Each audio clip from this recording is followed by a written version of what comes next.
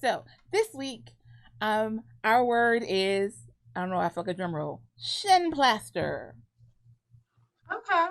I love y'all don't know. One of the things I miss about Christina not being right here, I can look at her face whenever we share the word. She always like that's where I gauge like my excitement from. Like, what do you think?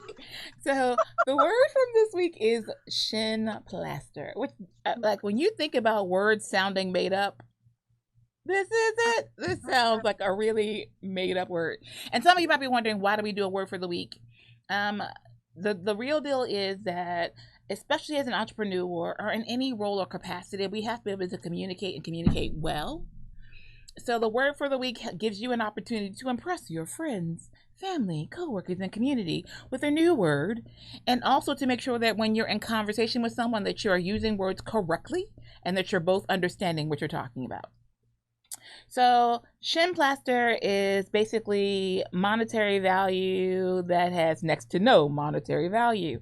And so the word itself is bizarre, and it came from the appearance. So whenever you think, oh, it can also be a 25-cent bill in Canada.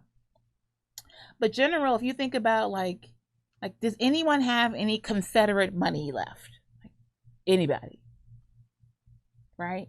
So if you did, it has no value, right? Confederate money, and that was the thing. So when we talk about the North and the South, the Confederate soldiers were actually like hiding their Confederate money, but keeping in mind that after the Confederacy, that had no more value. We are now on the U.S. dollar, right? Which also almost has no value. But Right. that's a story for another day, right? But think about that. So something that's supposed to be, because paper money is just that. So long ago on a land far away, you bartered everything, right? Right. So if I wanted your services, I gave you corn and you gave me a wool jacket. Like, we bartered. That was how it worked. So the value was, innate and in your hand.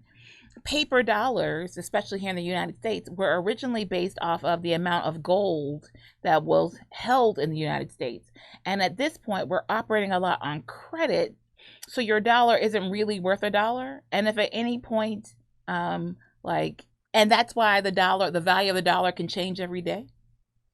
Right. Okay, not to get too far into that, but for those of you who have traveled internationally, like one of the great things about Haiti is that you can see how the stock market works in an everyday environment. So if you go to Haiti, and so you come in, let's say you have $100, and so you want to convert it to local money, which you don't have to do. Actually, you can spend your $100. It's just using American dollars there will make them fleece you. They will they'll take more of your money because they recognize that you're American and you're spending American money. Just a sidebar. But you can go to some lovely local businessman who will be standing on a corner and exchange their money for local money. And they will know. So if you go to the bank, it's always more expensive whenever you go. Like if you're traveling internationally, here's a note for you all for the day.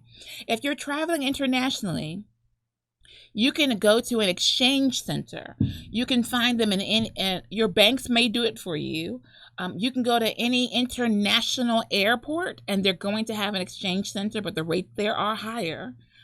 Or you can wait until you get to the country you're going to, go to their bank and do the exchange, or find another exchange center.